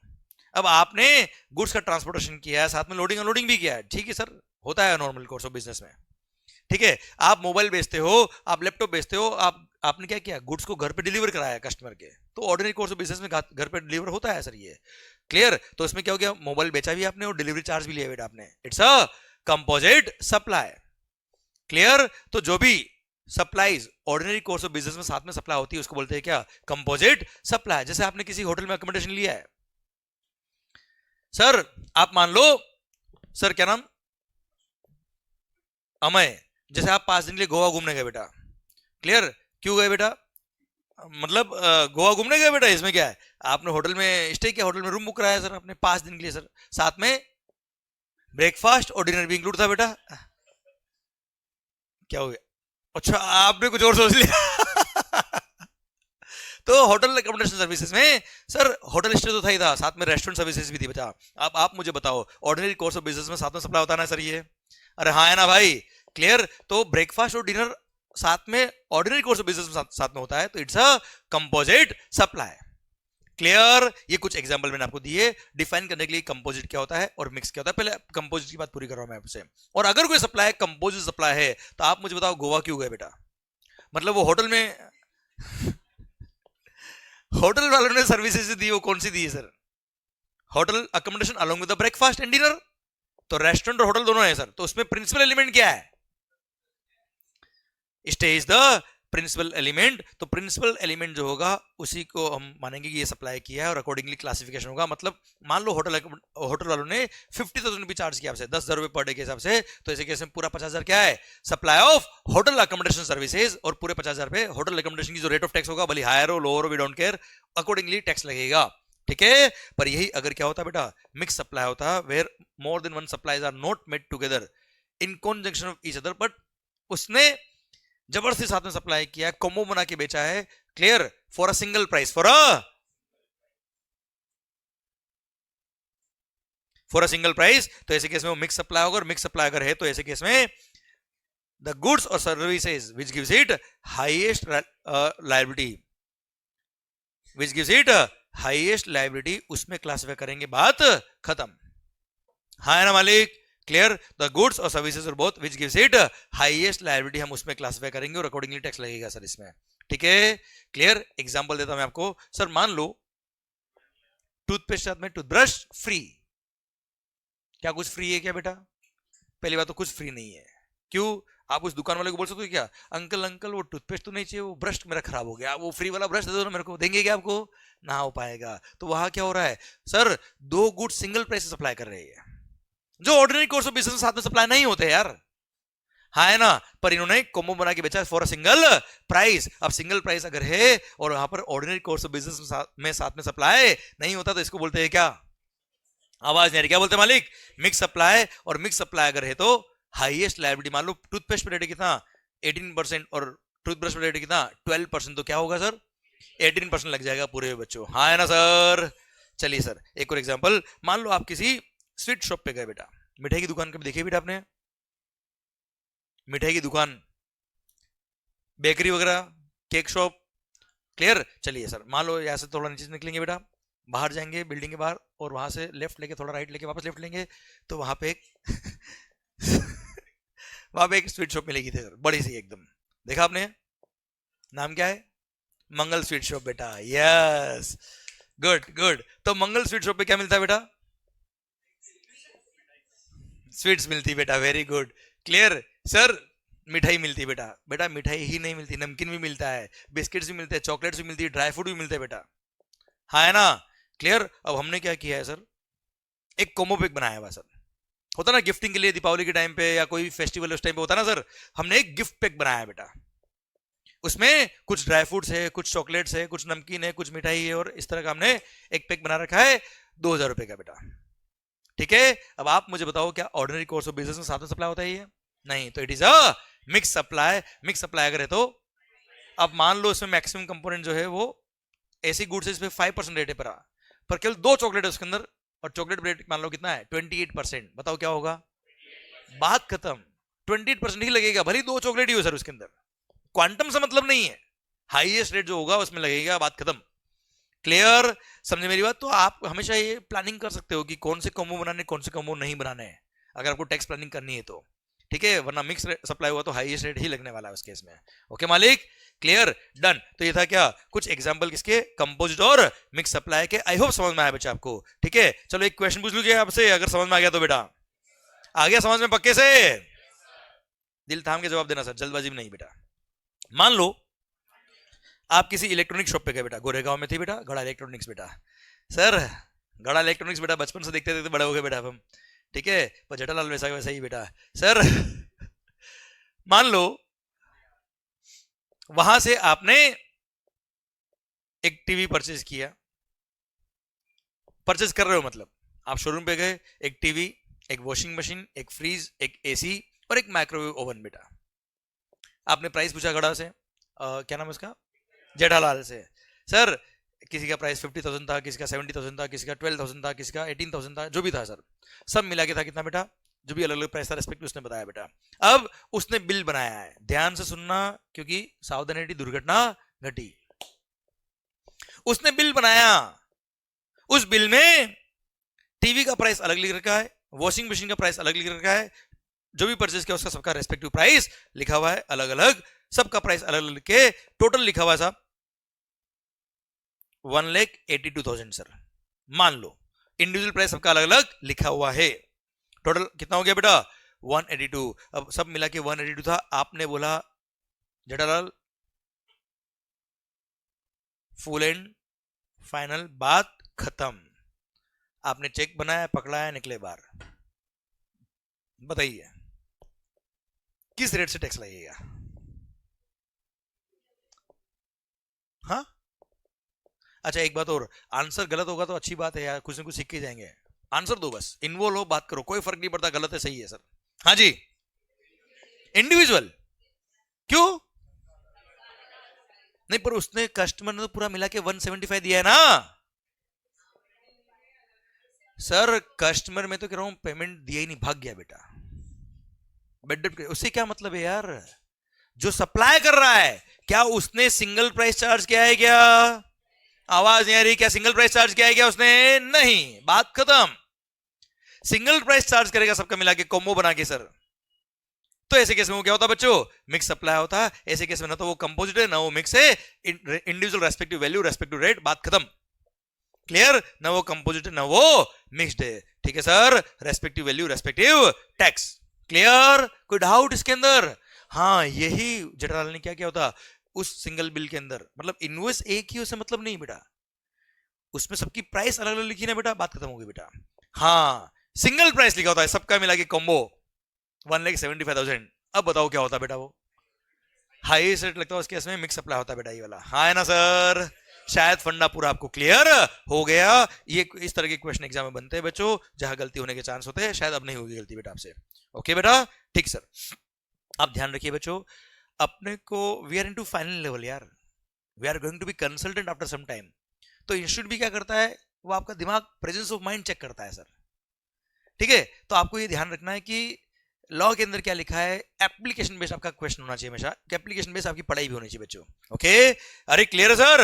ये हो गया क्या, सेक्शन नंबर 8 खत्म। आइए अब इसके रिगार्डिंग जितने भी सर्कुलर है वो भी बात कर लेते हैं बच्चों। ठीक है, ये था कंपोजिट और मिक्स सप्लाई। शायद बात समझ में आ गई। अच्छा, कौन सा सप्लाई कंपोजिट है और कौन सा supply mix supply, depends on case to case. अच्छा, कौन सा सप्लाई कंपोजिट है? अगर कंपोजिट डिफाइन हो गया, अब कंपोजिट के बाद भी कौन सा एलिमेंट प्रिंसिपल एलिमेंट है? कि कंपोजिट सप्लाई में क्या होता है बेटा, प्रिंसिपल एलिमेंट में क्लासिफाई करते हैं। तो कौन सा एलिमेंट प्रिंसिपल सप्लाई है? Again it depends on case to case. ठीक है, there is no single jacket formula which can define कि ये कंपोजिट है या ये मिक्स है या ये इसमें प्रिंसिपल एलिमेंट ये होगा। It depends on transaction to transaction, it depends on business to business. Clear मालिक? पक्का? चलो सर, अब हम बात करना शुरू करते हैं कि कुछ सर्कुलर दे रखे रिगार्डिंग कंपोजिट और मिक्स सप्लाई, वो भी मैंने इस चैप्टर के एंड में दे रखे। आइए सर एक एक करके बात करते हैं बच्चों। आइए बच्चों, जीटीए फर्स्ट सर्कुलर हम देखते हैं बच्चों। सर इसके अंदर एक्चुअली जो इससे पहले सर्कुलर था यहाँ पर, उसमें कुछ कंफ्यूजन था, that clarification was not perfect, इसलिए डिपार्टमेंट ने इस बार सर्कुलर को सर वापस इश्यू किया है और नया सर्कुलर दिया जीटी के लिए, which is overriding over the last circular. आइए बच्चों हम बात करते हैं, मस्त पॉइंट है सर, और हाँ एग्जामिनेशन के लिए इंपॉर्टेंट भी हो सकता है क्योंकि ये इसमें अच्छा सर्कुलर इशू हुआ है इंडस्ट्री के लिए बेटा। सर आइए, जीटीए गुड्स ट्रांसपोर्ट एजेंसी, इसमें बोलता है क्या? अच्छा, ट्रांसपोर्टर क्या करता है? जीटीए गुड्स ट्रांसपोर्ट एजेंसी क्या करता है? अरे भाई गुड्स का ट्रांसपोर्ट करता है। अब गुड्स का जो ट्रांसपोर्ट करता है साथ में वो क्या करता है? लोडिंग अनलोडिंग का काम भी करता है, पैकिंग अनपैकिंग का काम भी करते हैं कुछ लोग। क्लियर? तो सर अगर जीटीए ने along with the transportation of the goods, साथ में उसने loading unloading of the goods, packing and packing of the goods का काम भी किया है, तो सर नेचुरली ये ऑर्डिनरी कोर्स ऑफ बिजनेस में साथ में सप्लाई होता है। तो these are composite supply, these are naturally bundled supply, इसलिए कंपोजिट सप्लाई के स्कोप में जाएगा। और वहां प्रिंसिपल एलिमेंट क्या है? पैकिंग अनलोडिंग लोडिंग नहीं sir, the principal element is transportation of the goods और entire activity will be classified under the heading of transportation of the goods. तो ये जो एंसिलरी और इंसिडेंटल एक्टिविटी है regarding loading unloading, packing unpacking etcetera, all these will be clubbed together in the transport of goods services और accordingly GST लगेगा। और हाँ, भले ही ट्रांसपोर्टर ने 2 सेपरेट बिल लिख दिए, मतलब उसने क्या किया, ट्रांसपोर्टेशन ऑफ गुड्स का बिल अलग लिख दिया और sir packing unpacking loading unloading का बिल अलग लिख दिया। अरे बिल अलग लिखने से या एक ही बिल के अंदर 2 अलग चार्जेस लिख दिए, अगर अलग अलग चार्ज लिखने से या बिल में सर 2 सेपरेट बिल इश्यू करने से अगर ये टैक्स बचता या टैक्स में कुछ प्लस माइनस हो पाता तो हर कोई ये कर लेता। इसीलिए तो ये प्रोविजंस आए हैं कि सर ये सर्कुलर आया और बोल दिया क्या कि जीटीए केस में इन्होंने भले ही सर ये जो एंसिलरी और इंसिडेंटल सर्विसेज थी कौन सी sir? Loading, unloading, packing, unpacking, transshipment. Transshipment मतलब एक ट्रक से दूसरे ट्रक में शिफ्ट करना। टेम्पररी वेयरहाउसिंग, ड्यूरिंग ट्रांसपोर्टेशन कुछ दिन के लिए इन्होंने अपने पास ही वेयरहाउस कर लिया गुड्स को as per the request of the consignee. Clear? तो it will be treated as composite supply of transport of goods, and method of invoicing used by GTAs will not generally alter the nature of the composite supply of services. Nature of transportation, nature of invoicing क्या मतलब नहीं है, मतलब मैंने bracket में समझाया आपको।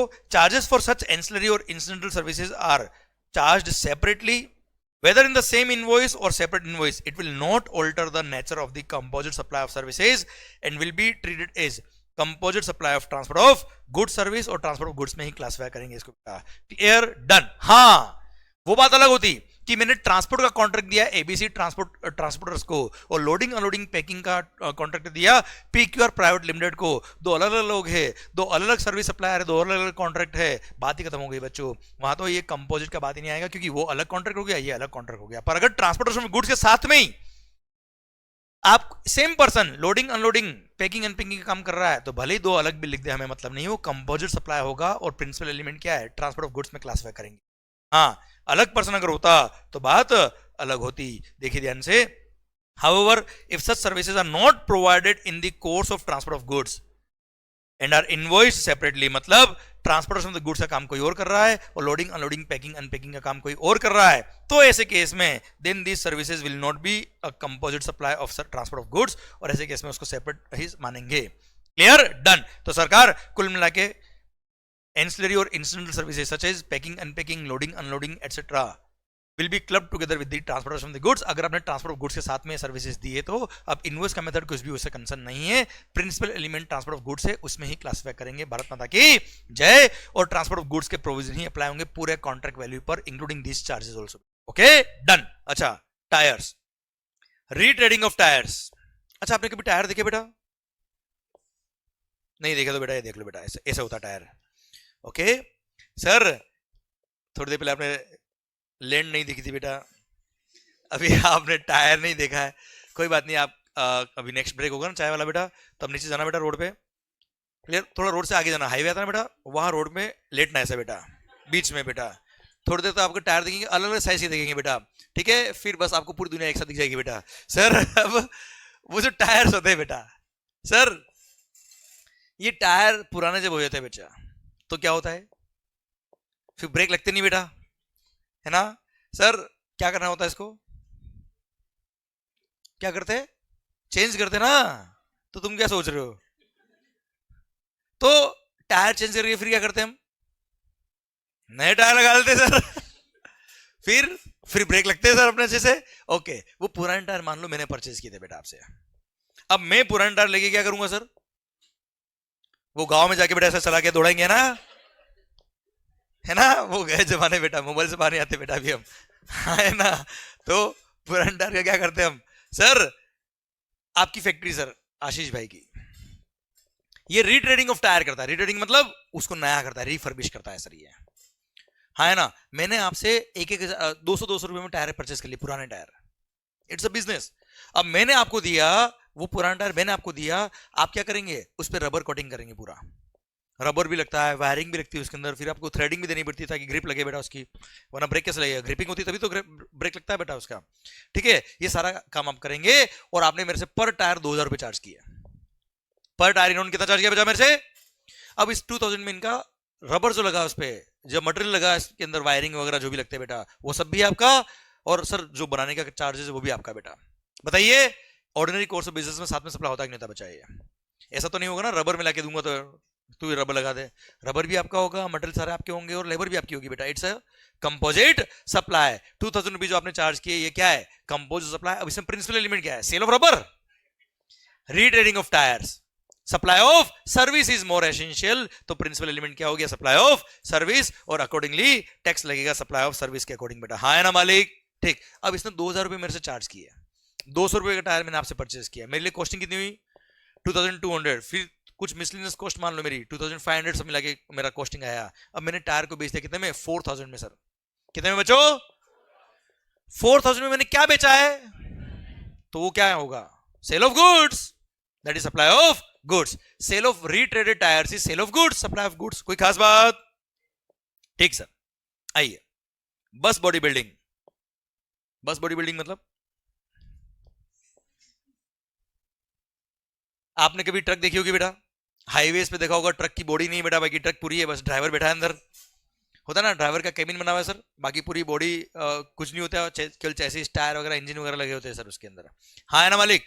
आपका गैरेज है सर, क्या नाम?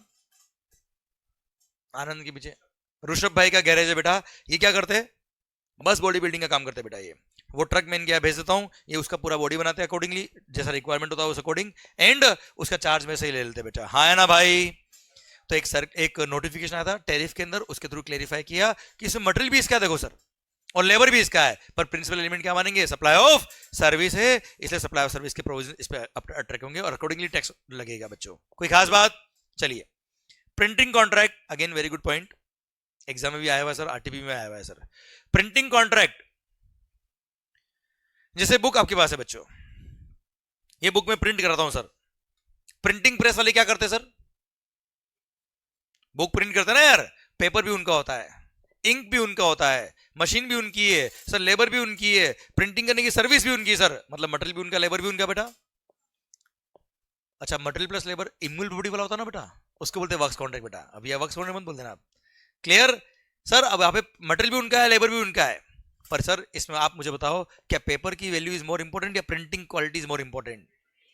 Printing quality is more important. इसलिए सर ये लोग जो सप्लाई, अच्छा पहली बात तो ऑर्डिनरी कोर्स ऑफ बिजनेस साथ में सप्लाई होता है यार। अरे आपने भी फोटोकॉपी कराई होगी कभी कभी, अब फोटोकॉपी में क्या होता है बेटा? मटेरियल भी उनका होता है, ऐसा तो नहीं है घर से पेपर लेके आ गए कि इस पे फोटोकॉपी कर देना आप, ठीक है? इंक भी उनका होता है, पेपर भी उनका होता है, सर्विसेज भी उनकी होती है बेटा। तो ऐसे केस में इट्स अ कंपोजिट सप्लाई और principal element is supply of service. पर अगर मैं बात करूं किसकी? बुक्स की, पैम्पलेट्स की, ब्रोशर की, एनुअल रिपोर्ट्स की, एंड द लाइक की बेटा, तो यहाँ पे principal element is supply of service. पर अगर मैं बात करूंगा किसकी? एनवलप्स की, लेटर कार्ड्स की, printed box, tissues, napkins, wallpaper etcetera which are printed with design, logo etcetera sir, तो ऐसे केस में supply of goods is more important. Example देता हूं मैं आपको बेटा, जैसे डोमिनोज पिज्जा खाया कभी आपने बेटा? खाया कि नहीं खाया? नहीं खाया बेटा आपने, बस वक्त आने वाला बेटा अपना, सर मैंने भी नहीं खाया कभी भी बेटा। तो वहां पे टिश्यू पेपर होते हैं बेटा, टिश्यू पेपर पे नाम किसका लिखा होता है बेटा? डोमिनोज का लोगो होता है ना बेटा। तो उसने टिश्यू पेपर जब परचेज किए होंगे, जिससे परचेज किया उससे बोला होगा लोगो लगा के फिर देना है साहब। एक एग्जांपल ही ले लो।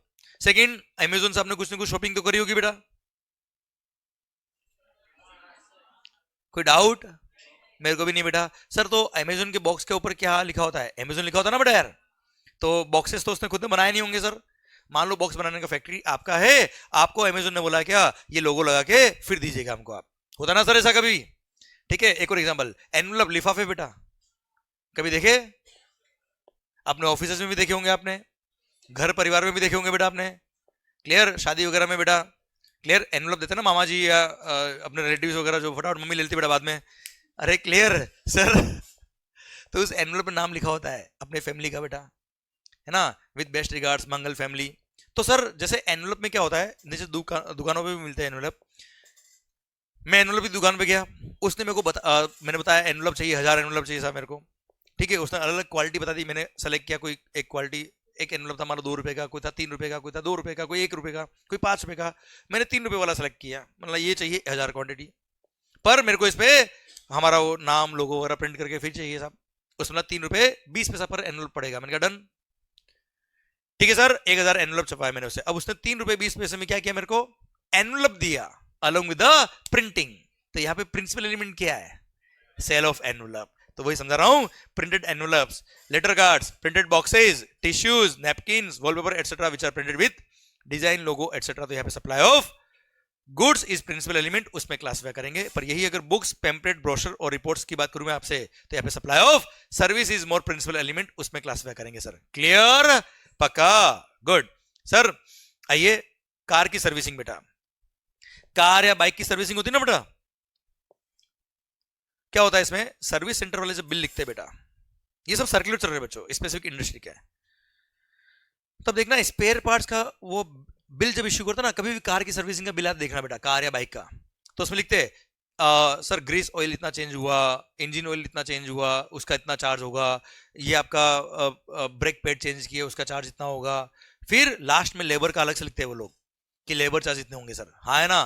तो बिल में ही उन्होंने गुड्स का वैल्यू अलग लिखा है, लेबर का वैल्यू अलग लिखा है। तो ऐसे केस में क्या होगा, यहाँ पे गवर्नमेंट ने क्लासिफाई किया, गवर्नमेंट ने सर्कुलर देके बोला कि ऐसे केस में रेस्पेक्टिव वैल्यू रेस्पेक्टिव टैक्स, ना ये कंपोजिट ना ये मिक्स है। पर अगर मान लो कभी ऐसा होता है, जैसे आपकी कार बेटा, क्या नाम बेटा, रोहित भाई, इनकी कार बिल्कुल भंगार बेटा है, इन्होंने किसी मैकेनिक को दिया और बोला कि बिल्कुल नहीं कर दूंगा, मैं जो चेंज करना मैं कर दूंगा। सर इसने बोला मेरे को एकदम मस्त वाली कार चाहिए, एकदम नई करके दे, पैसा बोलो, उसने बोला 1 लाख रुपए, बोला डन, ये ले, उसमें मटेरियल भी उसका, लेबर भी उसका। अब ऐसे केस में प्रिंसिपल एलिमेंट क्या है, it depends on case to case. Circular ने भी बोला क्या, केस टू केस डिफाइन करना पड़ेगा कि प्रिंसिपल एलिमेंट क्या है, और जहां पे बिल में अलग से शो किया है बेटा, वहां तो रेस्पेक्टिव वैल्यू रेस्पेक्टिव टैक्स ही लगेगा। कोई खास बात, कोई टफ बात? चलो सर आइए, आपकी काम का पॉइंट आ गया बेटा, अभी है क्लेरिफिकेशन रिगार्डिंग बैटिंग और गैम्बलिंग। वैसे मैं आपको उस टाइम ही बता चुका हूं बेटा ये बात कि बैटिंग गैम्बलिंग में ये स्पेसिफाइड एक्सटर्नल क्लेम के स्कोप में आते हैं, जो सप्लाई के स्कोप में आएंगे। सप्लाई के स्कोप में है तो जीएसटी लगेगा, ठीक है। जैसे कैसीनो में आपने कोई एंट्री फीस दी बेटा, ये सप्लाई सर्विस के स्कोप में आएगा, जीएसटी लगेगा। आपने वहां पे कोई जुआ खेला बेटा, हाँ है ना, बैटिंग खेला बेटा आपने, जैसे आईपीएल में बैटिंग खेलते हो ना बेटा, क्लियर। ये सब भी क्या है, सप्लाई के स्कोप में आएगा, जीएसटी लगेगा। और ऐसे केस में 28% is the rate of tax. Further ध्यान रखना बेटा, जैसे हॉर्स रेसिंग बेटा, हाँ है ना, ये देखो बेटा सटोरियो, महालक्ष्मी रेस कोर्स, तो ध्यान देना, बेटिंग गैम्बलिंग इन सब के केस में rate of tax is 28%, and जो बेट वैल्यू लगाया है उस पे लगता है 28% बेटा। मतलब 1 लाख का जुआ खेला तो 28,000 is the tax, rate of tax, 28,000 is the amount of tax over and about the bet amount, GST लगता है बेटा। इंक्लूसिव जीएसटी नहीं होता है, पर आगे हम वैल्यूएशन पढ़ेंगे। लॉटरी टिकट एक ऐसा होता है जिसमें लॉटरी का जो प्राइस होता है उसको इंक्लूसिव ऑफ जीएसटी मानते हैं बेटा। कोई खास बात अगेन? ठीक सर, आइए कॉस्ट पेट्रोलियम बेटा। सर अब ये कॉस्ट पेट्रोलियम क्या होता है बच्चों, जैसे बॉम्बे हाई, नाम सुना होगा बेटा आपने, ये क्या करता है बेटा, ऑयल रिग्स इनकी है, ये ऑयल एक्सप्लोर करते हैं बेटा। अब सर मैं एक एग्जांपल देता हूं आपको और अच्छे समझ में आएगा। आज जैसे गवर्नमेंट है, आज देखना पेट्रोलियम ऑयल जितने भी होते हैं सब गवर्नमेंट के कंट्रोल में होते हैं सर, कोई प्राइवेट पार्टी इसमें काम नहीं करती सर। अब यहाँ पे गवर्नमेंट ने क्या किया, अपॉइंट किया मेरे को to explore the oil and to exploit the oil. मैं हूं कॉन्ट्रैक्टर, कौन है बेटा मैं? तो सर मेरे को बोलते हैं क्या, ये production sharing contractor, production sharing contractor बेटा। अभी क्या होता है बच्चों इसके अंदर कि मैं एक ऑयल एक्सप्लोरेशन कॉन्ट्रैक्टर हूं, मैंने गवर्नमेंट से कॉन्ट्रैक्ट लिया। अब मैं क्या करूंगा, ऑयल को ढूंढूंगा, एक्सप्लोर करूंगा, एंड अगर मिल गया तो उसको एक्सप्लोइट करूंगा बेटा मैं। फिर जितना एक्सप्लोइट हुआ वो मेरे को गवर्नमेंट को सरेंडर करना पड़ता, ऑयल सारा वो मैंने ले सकता बेटा, ठीक है। अब सारा काम तो मैंने किया, ऑयल सारा गवर्नमेंट ले गया बेटा, तो मेरे को क्या होता है बेटा, इस तरह का कॉन्ट्रैक्ट होता है कि जितना प्रोडक्शन होगा उसका एक परसेंटेज शेयरिंग मेरे को मिलेगा, एक परसेंटेज शेयरिंग उनको मिलेगा बेटा। तो गवर्नमेंट को जो मैं शेयरिंग दे रहा हूं, क्लियर, ऑयल जो दे रहा हूं बेटा मैं, अब मेरी कॉस्ट तो लग गई पूरी ऑयल निकालने में बचाओ, और सारा ऑयल मैंने सरेंडर कर दिया गवर्नमेंट को बेटा। तो मेरे को क्या मिला, तो जितनी कॉस्ट मेरी इंकर हुई है वो कॉस्ट प्लस मेरा प्रॉफिट मार्जिन गवर्नमेंट मेरे को शेयरिंग के बेस पे देता है बेटा पैसा, हाँ है ना। तो उसको बोलते हैं क्या, कॉस्ट पेट्रोलियम। क्या बोलते हैं सर उसको, सो दैट मेरी कॉस्ट रिकवरी हो जाए, उस ऑयल को एक्सप्लोर करने की जो कॉस्ट आई वो। अब पॉइंट आता है क्या, क्या उस कॉस्ट पे जीएसटी लगेगा? तो यहाँ पे गवर्नमेंट ने क्लैरिफाई करके बोला जीएसटी नहीं लगेगा, क्योंकि I am not providing services to government.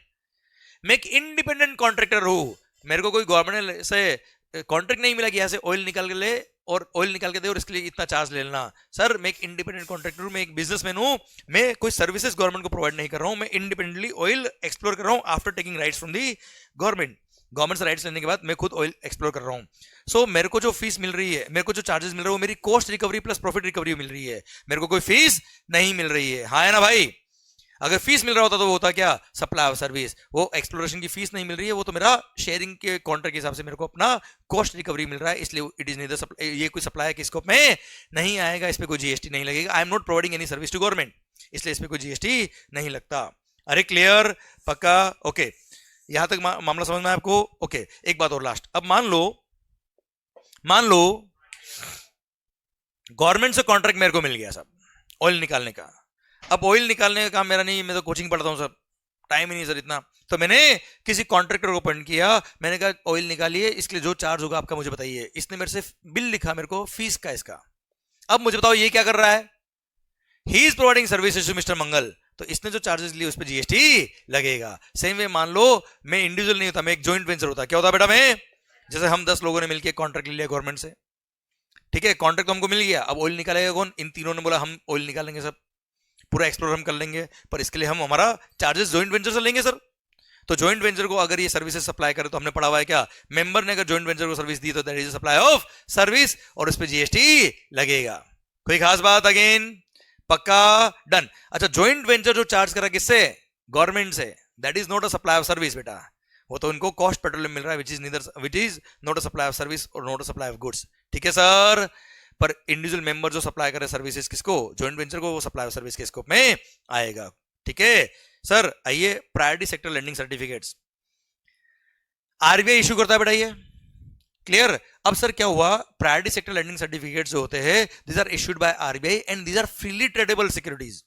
ये शेयर्स नहीं है, सिक्योरिटीज नहीं है, क्योंकि शेयर्स और सिक्योरिटीज होता है it is neither supply of goods, ना तो गुड्स होते हैं ना वो सर्विस होते हैं, ठीक है। तो सर्कुलर ने क्लेरिफाई किया कि दीज आर लाइक सर्टिफिकेट्स। कौन से सर्टिफिकेट्स, ये रहा बेटा, these are likely freely tradeable duty credit scripts, renewable energy certificates, REP license, replenishment license, जो वापस मार्केट में बिकते हैं बेटा, ये क्लियर।